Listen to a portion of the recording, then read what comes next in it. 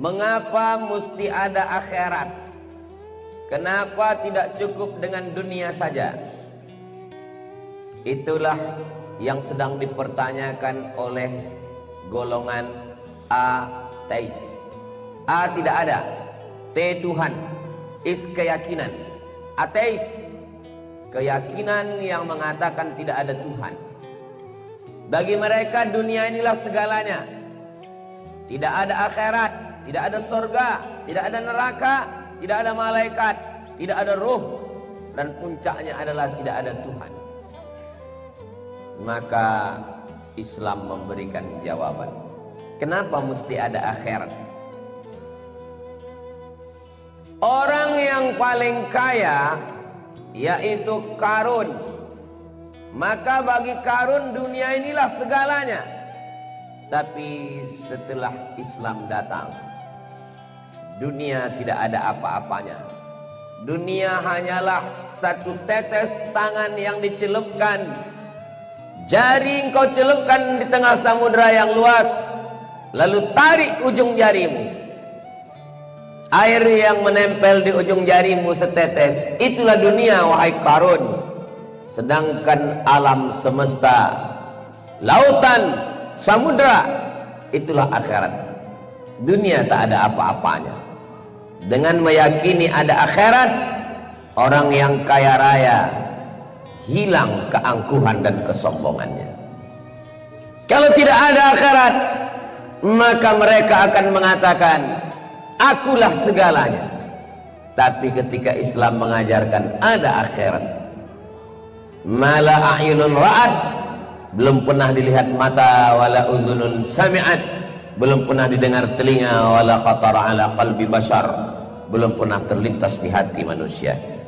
Bersimpuh sujudlah Utsman ibnu Affan yang kaya raya, Sa'ad bin Rabi' konglomerat. Begitu juga dengan sahabat-sahabat Nabi, Abu Talhah, Abu Dihdah. Ternyata apa yang saya diterima di dunia ini hanya setengah sayap nyamuk. Begitulah cara Allah menghilangkan keangkuhan, menghilangkan kesombongan. Orang kalau sudah terlalu tinggi jabatan, maka akhirnya dia akan meratakan bahwa dialah segalanya. Puncaknya dia akan berkata, ailahun ghairi, adakah Tuhan selain aku? 400 tahun berkuasa, namanya Namrud, lebih hebat dari Fir'aun. Puncaknya Namrud berkata, ailahun ghairi, adakah Tuhan selain aku? Karena dia tidak meyakini ada akhirat. Islam datang. Wahai penguasa-penguasa, kalian yang berkata bahwa kalian yang hebat di atas dunia, maka sesungguhnya kalian akan mati.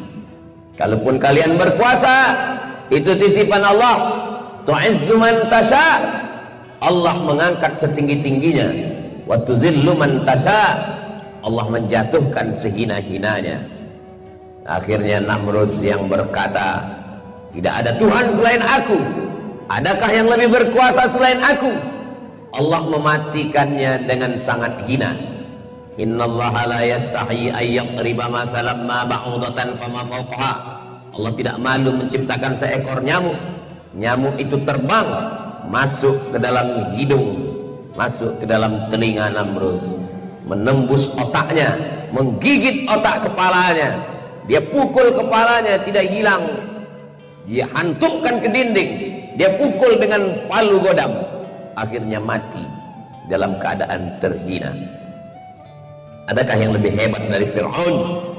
Sampai hari ini peninggalannya masuk dalam salah satu dari 7 keajaiban dunia.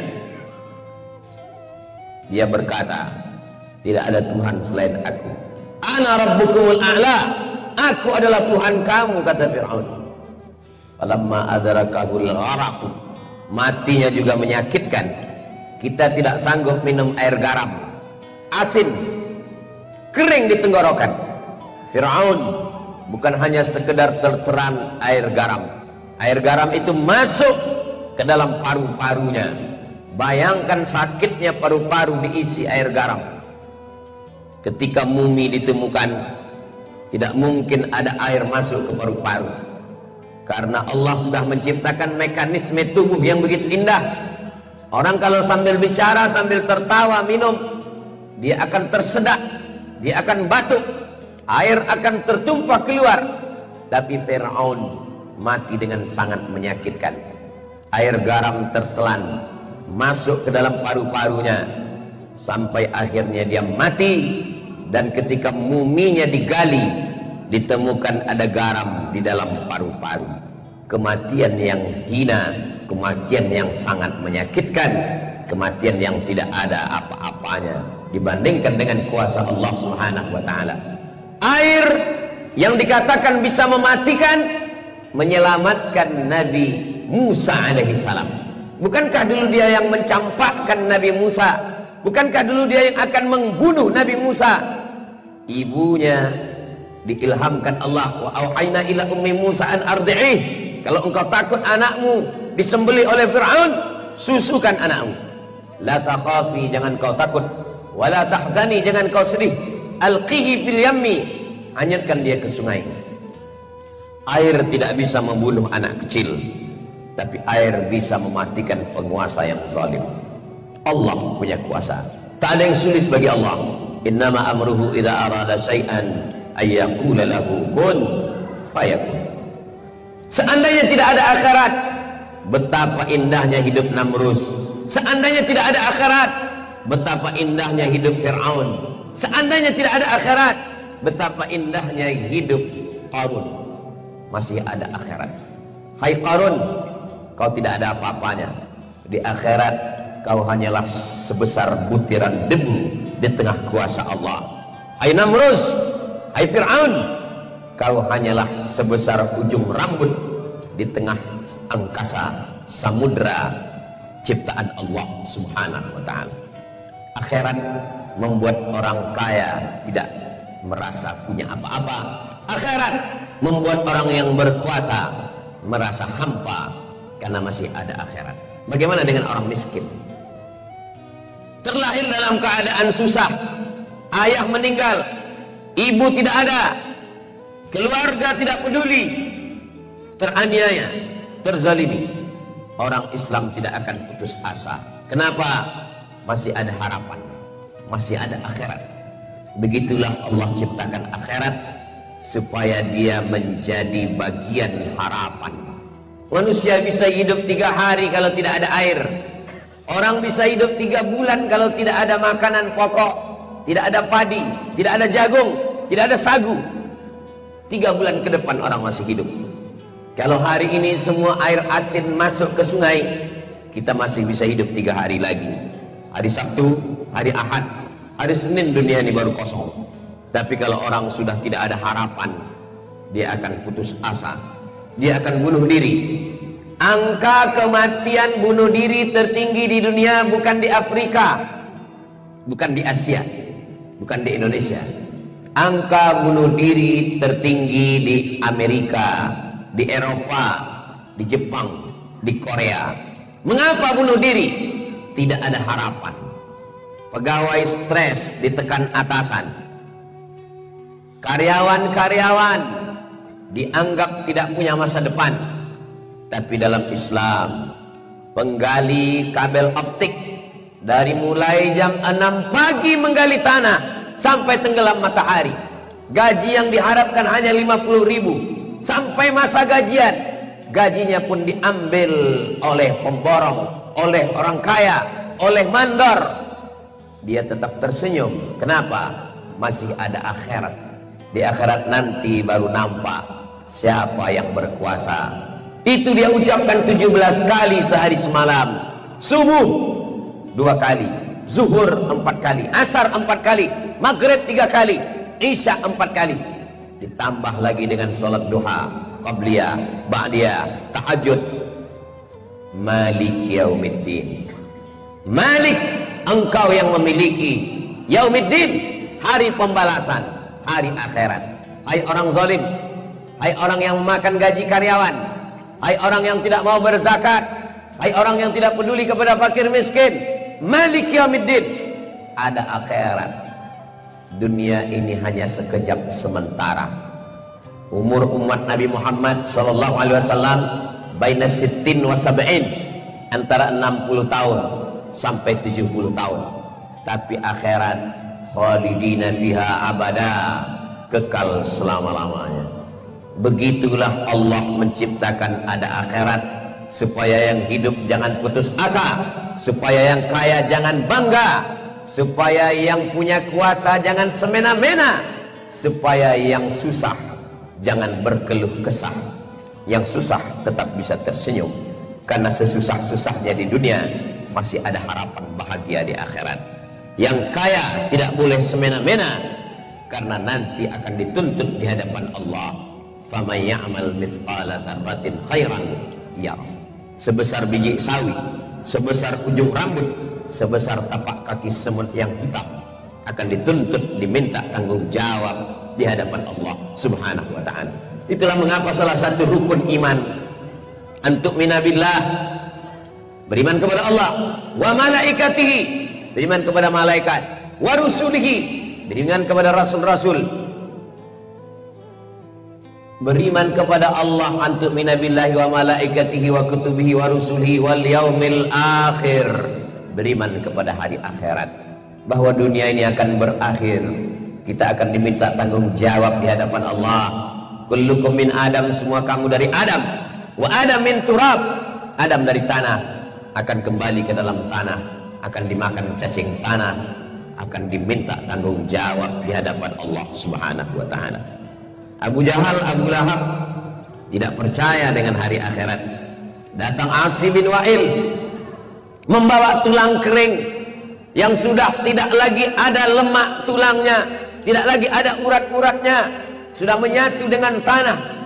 Lalu dia bertanya kepada Nabi Muhammad sallallahu alaihi wasallam, ahyuhyi rabbuka hadzal 'azama ba'da ma baliya wa ramma. Apakah Tuhanmu bisa menghidupkan tulang yang sudah kering, hancur berkeping ini? Nabi sallallahu alaihi wasallam diam. Wa ma yantiqu 'anil hawa, dia tidak boleh berbicara mengikut hawa nafsunya. In huwa illa wahyun yu'a, yang dia ucapkan itu adalah wahyu dari Allah Subhanahu wa ta'ala. Allamahu syadidul quwa, yang diajarkan oleh dia yang kuat, kuat fisiknya, kuat akalnya, kuat tenaganya, Jibril alaihi salam, makhluk yang dikirim Allah untuk membawa wahyu. Nabi menjawab, qul, katakan ya Muhammad sallallahu alaihi wasallam, yuhyihal ladzi anshaha awwal marrah, dia yang akan menghidupkan tulang itu kembali, karena dialah yang menciptakannya pertama kali. Sebelum ada, dibuatnya menjadi ada. Setelah ada, dibuatnya menjadi tiada. Setelah tiada, dibuatnya kembali menjadi ada. Itulah dia. Wal awwalu, dia yang pertama. Wal akhiru, dia yang berakhir. Bukankah dia yang tidak memiliki awal dan akhir? Bukankah dia yang tidak awalnya, tidak ada akhirnya? Wujud, dia maha ada. Qidam, dia tidak berawal. Baqa, dia tidak berakhir. Kenapa dalam Asmaul Husna dikatakan huwal awwal wal akhiru, dia yang pertama dan terakhir? Ketika belum ada apa-apa, huwal awwal, dia yang pertama ada. Dia sudah ada sebelum alam ada. Dia sudah ada sebelum aras ada. Dia sudah ada sebelum makhluk ada. Maka disebut huwal awwal. Kenapa disebut huwal akhiru? Bukankah dia baqa? Dia tidak berakhir. Ketika semua hancur, idza sama'un fatarat, langit terbelah. Wa idzal kawakibun tasarat, planet berguguran. Wa idzal bi'aru fujirat, lautan diledakkan, naik ke atas daratan. Tsunami, kata orang Jepang. Wa idzal quburu bu'athirat, semua yang dikubur dibangkitkan. Ketika itu semua hilang. Manusia, hewan, malaikat, binatang, yang tinggal hanya satu. Wa yabqa wajhu rabbika dzul jalali wal ikram. Saat itu Allah berkata, Anal Jabbar, aku yang maha kuasa. Mana makhluk yang lain? Itulah makna huwal akhiru. Bukan berarti dia berakhir, dia yang terakhir ketika semua makhluk binasa. Maka kita disuruh percaya kepada akhirat supaya kita menjadi kuat. Orang yang tidak percaya kepada akhirat, pada akhirnya dia akan stres. Setelah stres dia akan depresi. Setelah depresi dia akan bunuh diri. Itulah puncak kesuksesan. Orang yang sudah terlampau sukses ingin mencari yang aneh-aneh. Awalnya cinta kepada perempuan, lama-lama hilang perasaan kepada perempuan, jatuh cinta kepada laki-laki, homoseksual. Orang yang sudah terlalu berkuasa akhirnya memperhamba manusia. Kenikmatan baginya tidak lagi melihat kekuasaan, tapi bagaimana bisa menggunakan kekuasaan untuk memperbudak manusia. Itulah yang dilakukan raja-raja Romawi. Mengambil manusia, diletakkan di tengah stadion, dikeluarkan singa, merasa nikmat melihat manusia dicabik-cabik singa. Peradaban gladiator namanya. 300 tahun lamanya saudara-saudara kita teraniaya menjadi santapan singa karena kenikmatan manusia berkembang. Nikmat makan, bosan. Nikmat seksual, bosan. Pada akhirnya mencari kenikmatan baru. Apa kenikmatan yang baru? Melihat manusia teraniaya. Itulah peradaban Eropa. Itulah peradaban difilmkan, dipertontonkan. Awalnya ingin berburu binatang, berburu singa ke Afrika, berburu harimau ke Asia. Lama-lama muncul ide gila, ingin berburu manusia. Maka ada manusia-manusia yang dicari, ditangkap, dilepas di tengah hutan, diburu. Kenikmatan gila karena pikiran manusia terus berkembang. Islam datang mengajarkan kita bersaudara.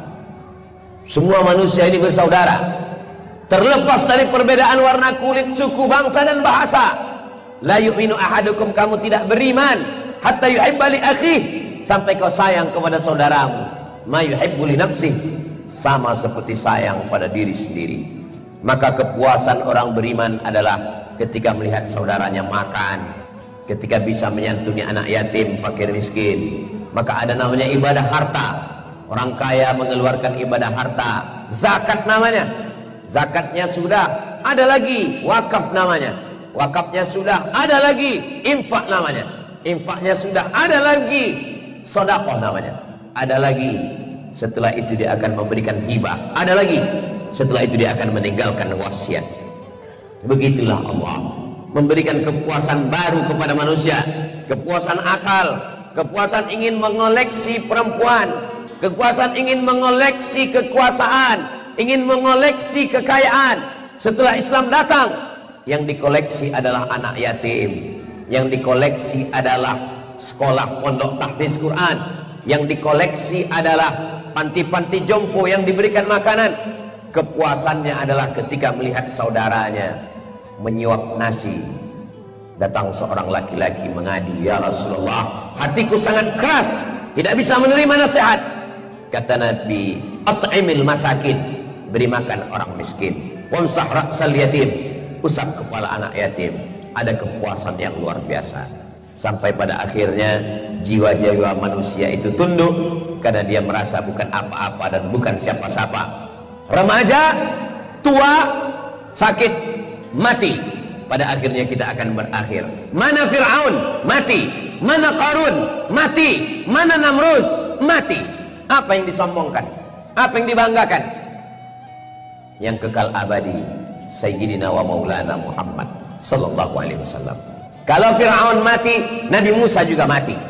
Kalau Namrus mati, Nabi Ibrahim juga mati. Kalau Kabil mati, Habil juga mati. Bagaimana dengan Abu Lahab dan Abu Jahal? Mati. Tapi ada yang kekal abadi. Wal baqiyatus salihat, amal soleh akan kekal abadi. Berapa masjid yang dibangun? Berapa uang yang disetorkan ke Badan Amil Zakat Nasional untuk dibagikan? Berapa panti jompo? Berapa panti asuhan? Itulah yang akan kekal abadi. Berapa mahasiswa yang dikirim ke Al-Azhar Kairo Mesir? Berapa yang dikirim ke Darul Mustafa Tarim? Berapa yang dikirim ke pondok pesantren? Akan punya murid, muridnya mendirikan pondok, beribu lembaga pendidikan Islam. Pendirinya sudah meninggal dunia, tapi anak didik tetap ada. Itulah yang akan menolong di hadapan Allah Subhanahu wa ta'ala. Mau hidup seperti Fir'aun? Silakan. Mau hidup seperti Qarun, silakan. Semua akan berakhir. Ish kariman, hidup mulia. Au mut syahidan, atau mati syahid. Laki-laki yang balik berakal, sehat walafiat, dalam sepekan hari Jumat, telinganya mendengar, pikirannya bekerja, mulutnya diam, supaya dia dapat merenung walau sesaat. Tafakkur sa'ah, kata Abu Darda, merenung walaupun sesaat, khairun min qiyami lailah, lebih baik daripada tahajud sepanjang malam. Kenapa? Dengan perenungan ini kita akan bangun malam, kita akan berzakat, kita akan berwakaf, kita akan bersedekah, kita akan mempersiapkan apa yang akan kita bawa nanti menghadap Allah Subhanahu wa ta'ala. Yasma'ul mayyita salasun, yang mengiringi mayat ada 3. Maluhu, hartanya, tapi harta itu tinggal, akan diambil oleh istri, diambil oleh suami, dibagi-bagikan kepada ahli waris. Ahluhu, istri, anak ikut mengiring, mereka juga akan pulang. Tidak ada satupun yang mau menemani walau setengah malam di alam barzah. Wa yabqa wahidun, yang tinggal cuma 1, yang tinggal hanyalah amal saleh.